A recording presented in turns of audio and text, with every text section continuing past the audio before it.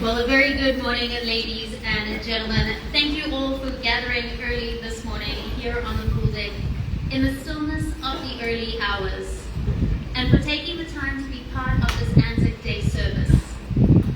We also extend a warm acknowledgement to those guests who have joined us today from the Royal Theatre, allowing us all to come together as one ship's community in remembrance. Today, on the 25th of April, we observe one of the most significant days in Australia and New Zealand history. It is a day on which we gather to reflect, to remember, to honour, and to pay tribute to those who served and to those who were lost. As the sun begins to rise over the horizon, we are reminded of the dawn of the 25th of April, 1915, when the first soldiers of the Australian and New Zealand Army Corps landed on the shores of the Gallipoli Peninsula. They were an extraordinary group of young men facing extraordinary circumstances. Many far from home, confronting the realities of war for the very first time. That day was marked by confusion, fear, and immense sacrifice. One soldier later described it simply as a day of sorrow, as he recalled the dead and the wounded.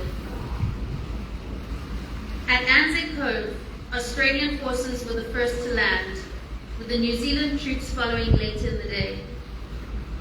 They advanced in some areas nearly a mile, in others far less. But ultimately, they could go no further. For the next 8 months, the Gallipoli campaign endured as a harsh and unforgiving stalemate. At first, ANZAC Day provided an opportunity to honour those original ANZACs, the Australians and New Zealanders who served at Gallipoli. In time, it became a day of remembrance for those who served in the First World War. As history unfolded, as Australia's and New Zealand served in the Second World War, and in wars, conflicts, and peacekeeping operations that followed, ANZAC Day evolved into a day to honour all who have worn their country's uniform in service. Today, we reflect on that service. We recognise more than the 100,000 Australian servicemen and women who have lost their lives in military operations carried out in their nation's name. And we acknowledge the countless New Zealanders who made the same sacrifice. We also would like to recognise the families who endured the absence, the uncertainty, and the loss, standing quietly behind those who served. This morning, we are especially honoured to acknowledge the veterans and those currently serving who may be with us on board. To you, we extend our deepest respect and gratitude. Your service, your courage, and your commitment embody the values that ANZAC Day represents. And we thank you for all that you have given.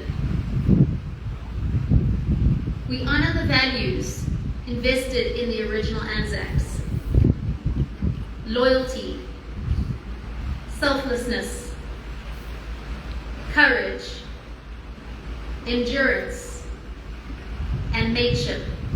And we recognise how each generation since has measured itself against the legacy of those who stood on the shores of Gallipoli more than a century ago.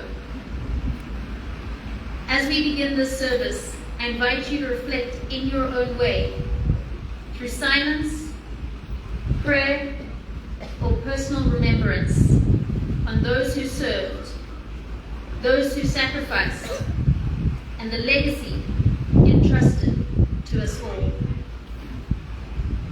I kindly ask everybody at this time if you could please join us as we open up our ceremony with the hymn, Abide With Me.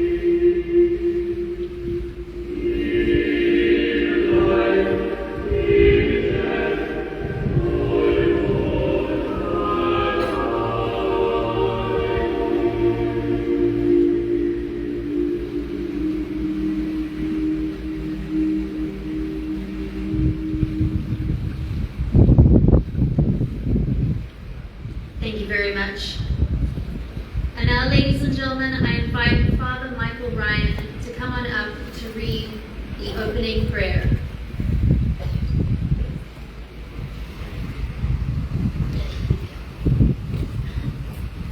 This moment of reflection and prayer, we bow our heads.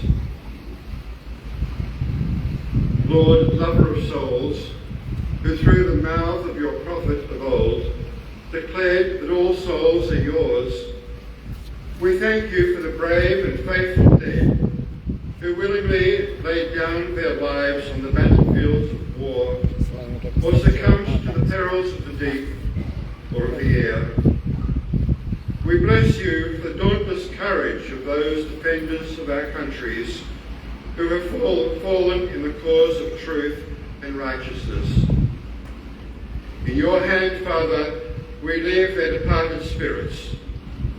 Grant us to follow their good example in faithfulness and endurance, even unto death, that we may be found with them, worthy of the crown of everlasting life. Amen.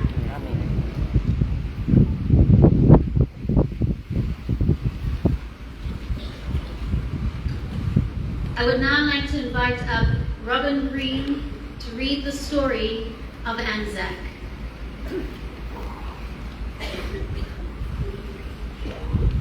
For Australia and New Zealand, ANZAC Day is the most important national occasion.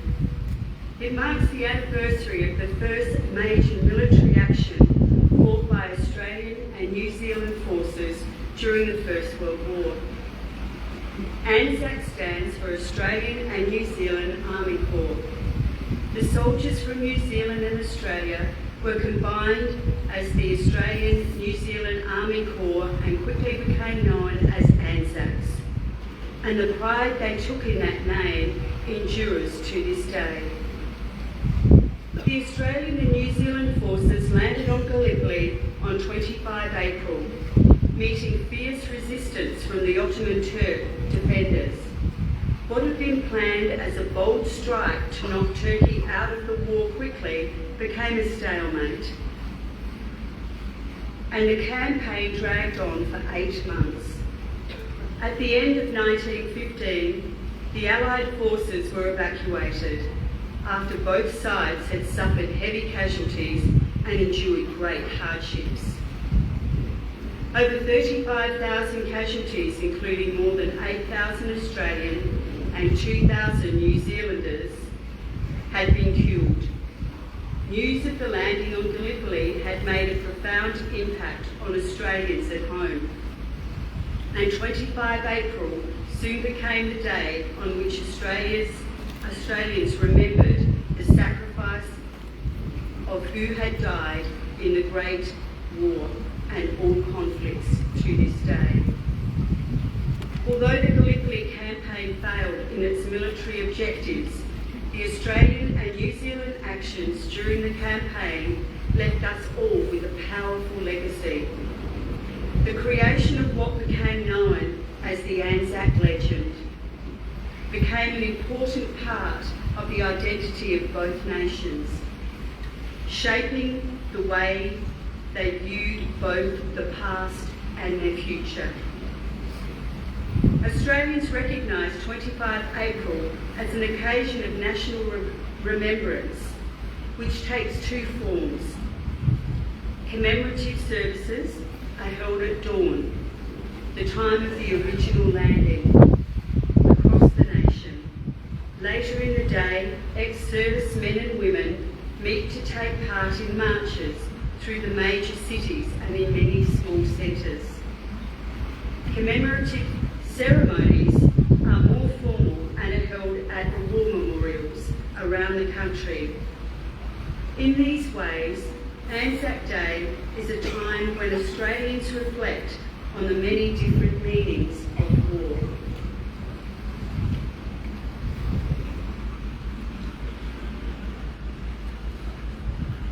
I would now at this time I'd like to invite Ms. Jennifer Roberts to read the ANZAC Requiem.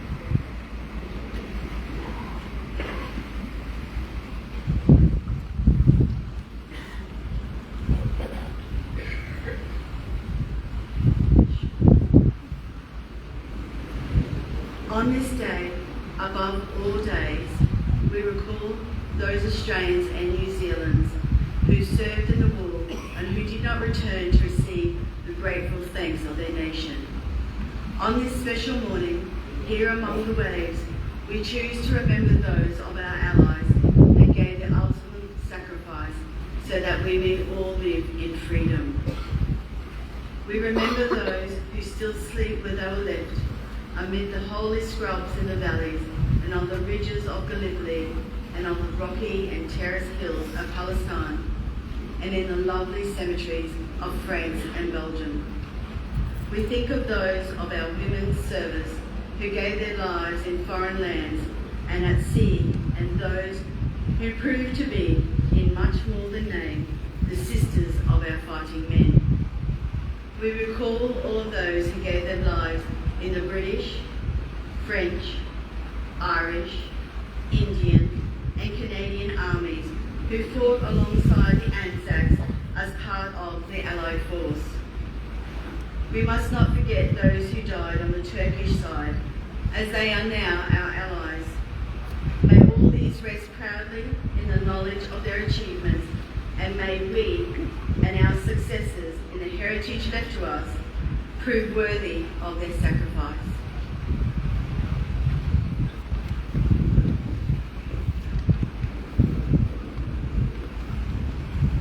Ladies and gentlemen, at this time, I kindly ask you, if you're not already, to please rise and stand on up in preparation for the last post, which will be performed by our very own orchestra trumpeter Darwin from the Anthem of the Seas. And then this will be followed by a minute of silence.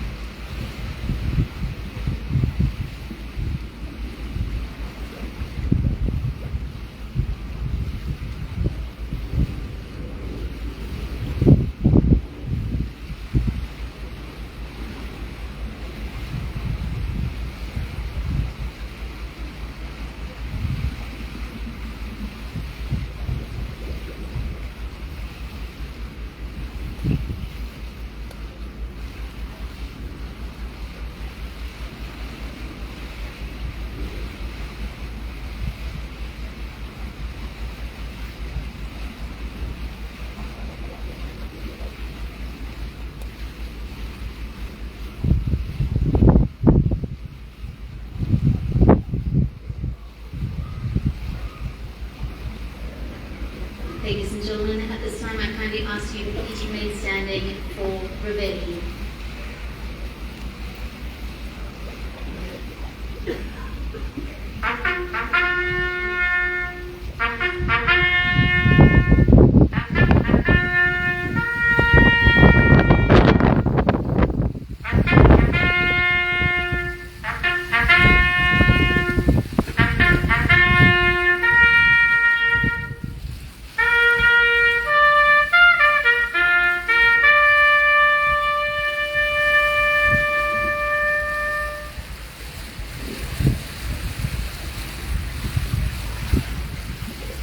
I would now like to invite up Gary Hilton to come and read the ode.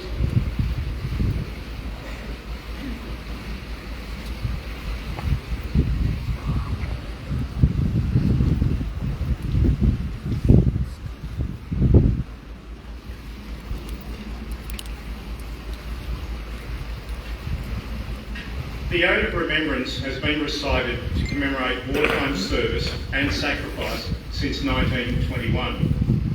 The Ode is the fourth stanza of the poem For the Fallen by Lawrence Binyon. The poem was first published in the British newspaper The Times on the 21st of September 1914. In 1919, Binyon's poem was selected to accompany the unveiling of the London Cenotaph and was adopted as a memorial tradition by many Commonwealth nations. They went with songs to battle. They were young, straight of limb, true of eye, steady and aglow. They were staunch to the end against odds uncounted. They fell with their faces to the foe. They shall grow not old, as we that are left grow old. Age shall not weary them, nor the years condemn. At the going down of the sun, and in the morning, we will remember them. We will remember them. Lest we forget. Lest we forget. Now, ladies and gentlemen, for those of you that had seats, you can please be seated.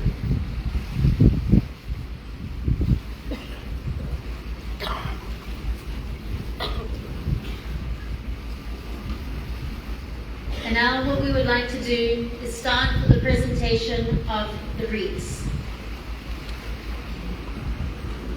Laying the wreaths on behalf of Australia, we have Lauren Henderson.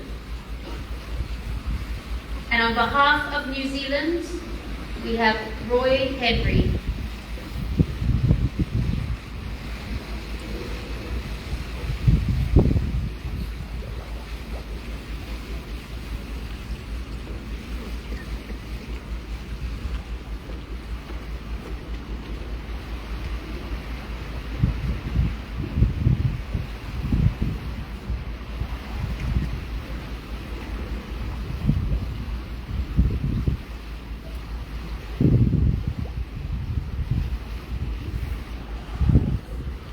On behalf of Royal Caribbean, Captain Johan and Hotel Director Keith.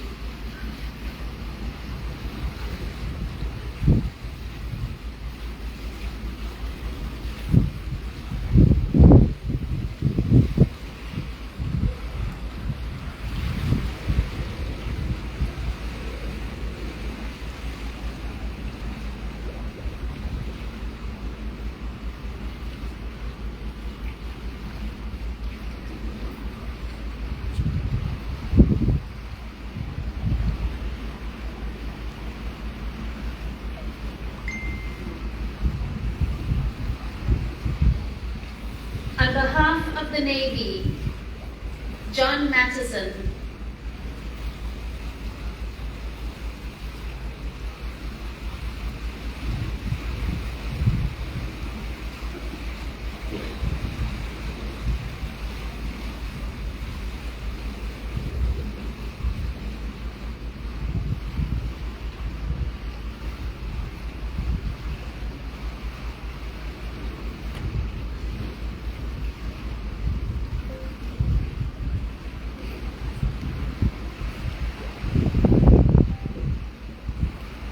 On behalf of the Army, David Brown.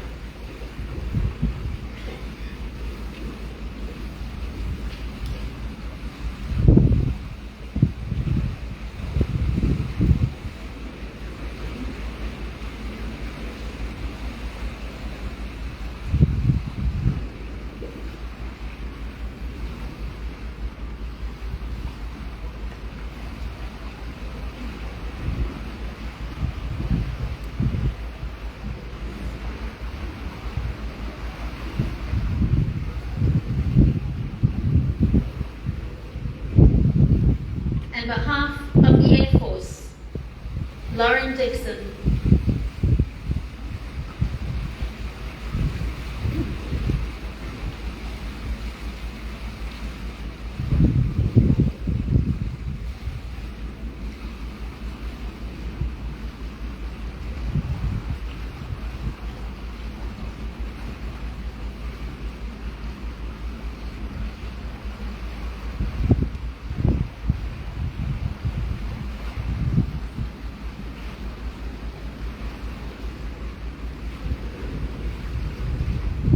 Ladies and gentlemen, at this time, we would now like to call upon our very own Royal Caribbean Bridge First Officer, Julia, and our one and only crew member we have here on board, who does come all the way from Turkey, who will be reading the quote from the first Turkish president.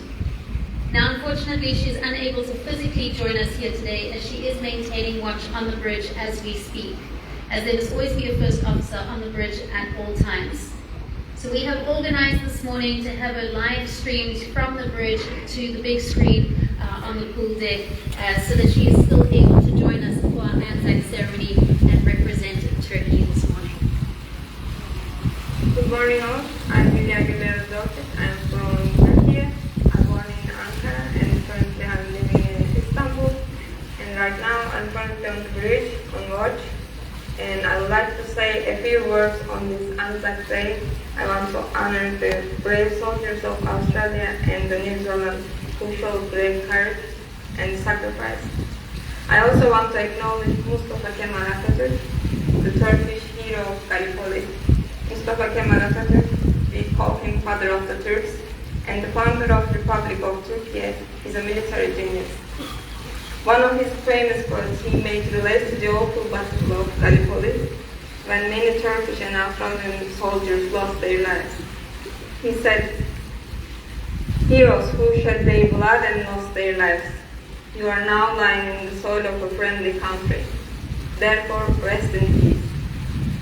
There is no difference between Johnnies and Mehmets. To us, they lie side by side here in this country of ours.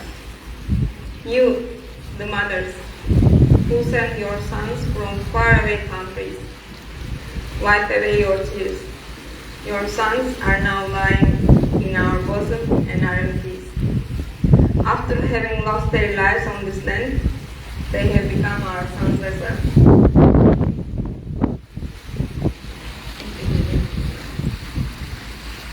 I would now like to invite Jennifer Roberts to come and read the poem titled You Who Dare.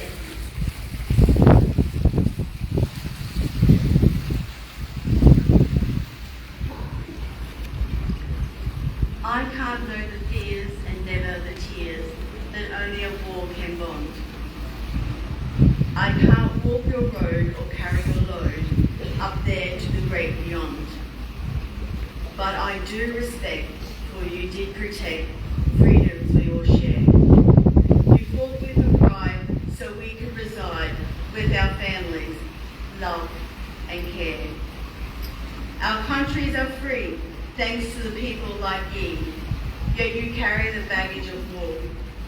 For you return to your homes, and like old garden gnomes, were silent of what you saw. And through autumn years, reunion still sears, images now so real. For when old soldiers died, your memories denied what the mind has tried to conceal. It's you who I toast, veterans who host a history hard, rich and rare, and I stand to give you, for as long as I live, true thanks to you who dare.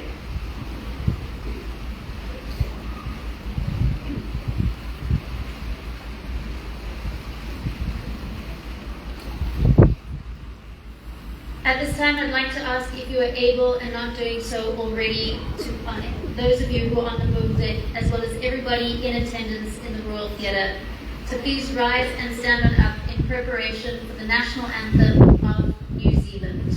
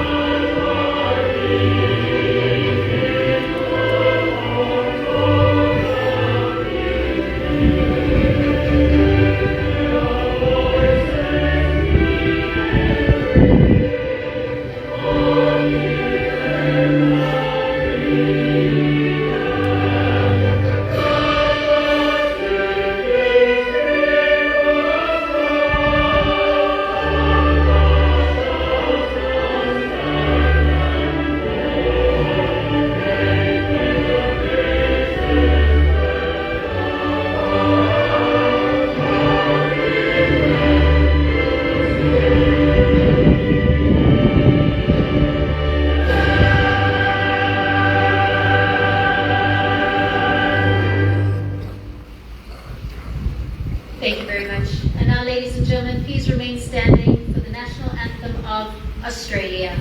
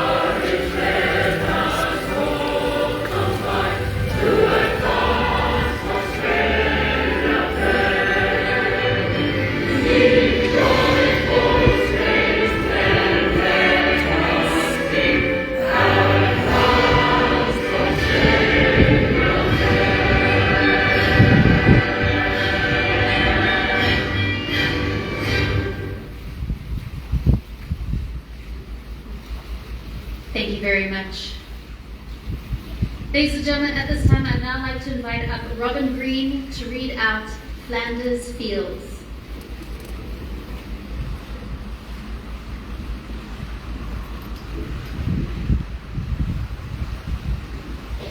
In Flanders fields the poppies blow, between the crosses, row on row, they mark our place. And in the sky the larks still bravely singing fly, scarce heard amidst the guns below. We are the dead. Short days ago we lived, felt dawn, saw sunsets glow, loved and were loved, and now we lie in Flanders fields. Take up our quarrel with the foe, to you from failing arms we throw. The torch be yours to hold it high. If ye break faith with us who die, we shall not sleep, though poppies grow in Flanders fields.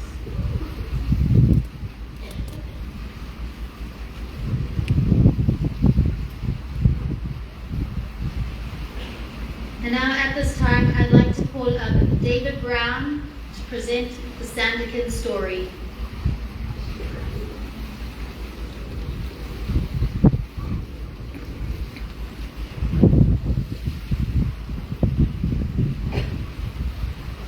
Good morning.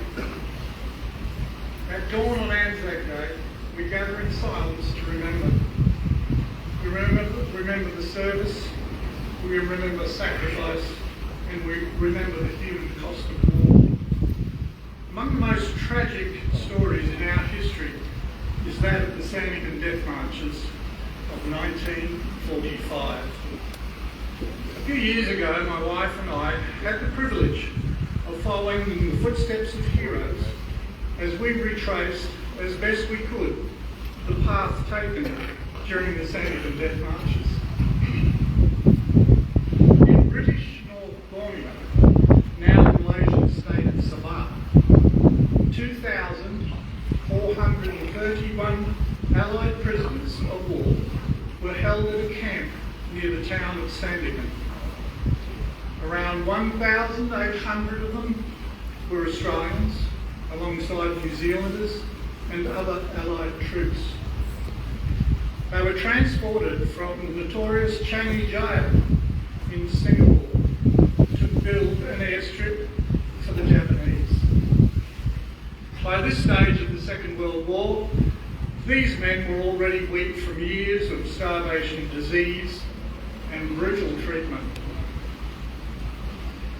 In early 1945, as the war turned against Japan and the writing was on the wall, the prisoners were forced to march inland through dense jungle, steep terrain, and relentless tropical heat.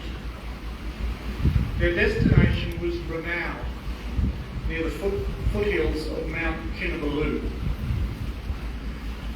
There were 3 marches, with the strongest of the remaining Sandakan prisoners in the first one, followed by the remaining weaker prisoners in the following 2.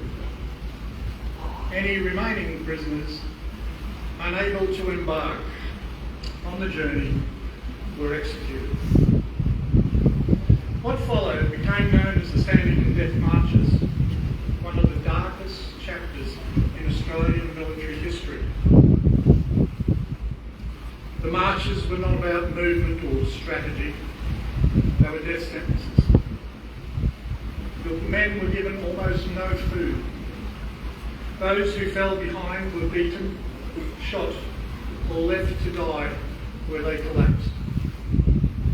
Less than 30 who began the march to Ranau survived the journey. Some 12 days after the Japanese surrendered, those men were executed. By the end of the war, every New Zealand and British prisoner transported to Sandakan had died. Well, of the Australians, only 6 survived. They survived not by completing the march, but by escaping into the jungle, aided by local people who risked their own lives to help them. Their names are remembered today. Private Keith Bottrell, Warrant Officer Bill Stibowich, Lance Bombardier William Moxham, Gunner Owen Campbell, Bombardier Richard Braithwaite, and Private Nelson Short. Their survival was extraordinary. On our trek, we walked with the assistance of good health, reasonable fitness, strong walking shoes, and the luxury of a concrete road up a hill which was so steep and so high we thought it never ending. The story goes that Keith Bottrell volunteered on a half a dozen occasions to carry 20-kilo bags of rice up and over the hill to the Japanese. Each time he did so, he pinched a couple of handfuls of rice and hid them behind a rock to use for food during his escape. The locals still call it Bottrell's Hill. But today we remember not just the 6, we remember the more than 2,000 who died at Sandakan. This was the greatest loss of Australian prisoners of war in our history. Mount Kinabalu still rises over the region today, a silent witness of suffering, endurance and courage. It stands as a reminder of the harsh land these men were forced to cross, and of the resilience they showed in the face of unimaginable cruelty. At dawn, remembrance is especially powerful. We do not gather to glorify war, but to honour those who served, to acknowledge suffering, and to ensure that their stories are never forgotten. May we remember the men of Sandakan, their mateship, their courage, their endurance, and their sacrifice.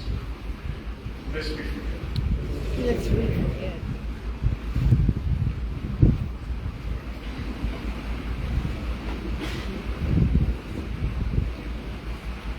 Ladies and gentlemen, I kindly ask you all at this time to please put your hands together for all of our heroes.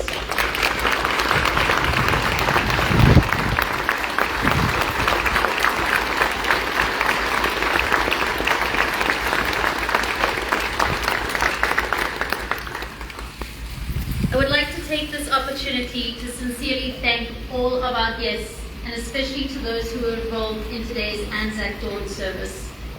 Thank you for the time, care, and dedication that went into preparing this meaningful occasion. Ladies and gentlemen, we had our incredible team, our carpenters who made the sign for us just specifically for today, as well as our blue boys creating the flagpoles. We really wanted to make this day very special for everybody. And it took a great team effort for it all to come here this morning. Thank you.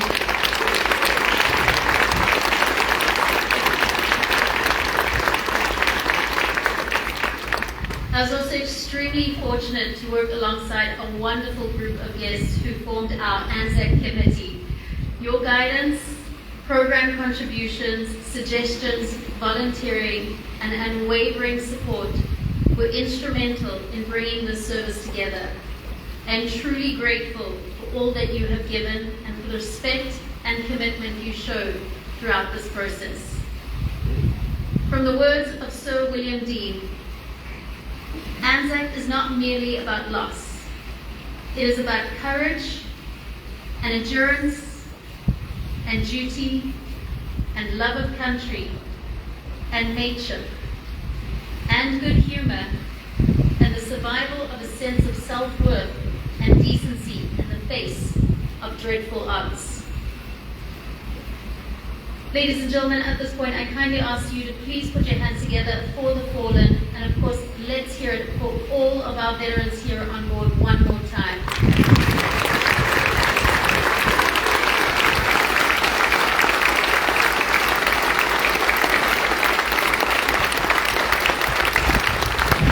Let their service, dedication, and bravery never be forgotten. I also ask you to please put your hands together for those that are still in active service today.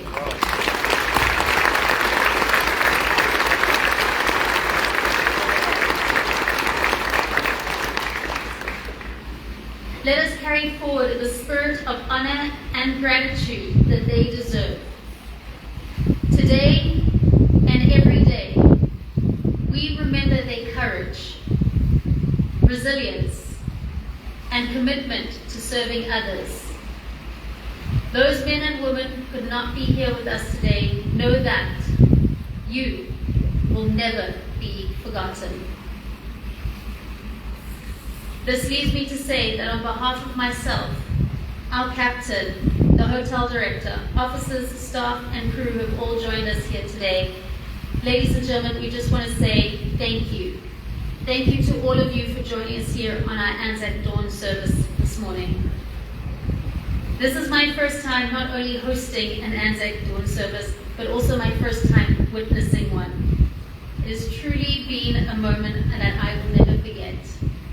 The support, the warmth, and kindness shown to me throughout this experience has been deeply, deeply moving. To see everyone gathered here this morning, united in remembrance on such an important day, it has truly touched me profoundly. So from the bottom of my heart, I say thank you. And now, ladies and gentlemen, we would like to invite you all to enjoy some ANZAC biscuits, coffee, warm milk. It's all happening up here at the pool deck as well as in the theatre, supplied by absolutely incredible food and beverage team. We encourage you to please enjoy. Once again, thank you very much, ladies and gentlemen. Have a wonderful day, and thank you for joining us here for our ANZAC service.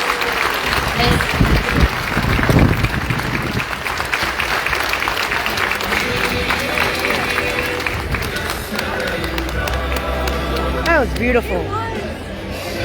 So cool. Must be so proud.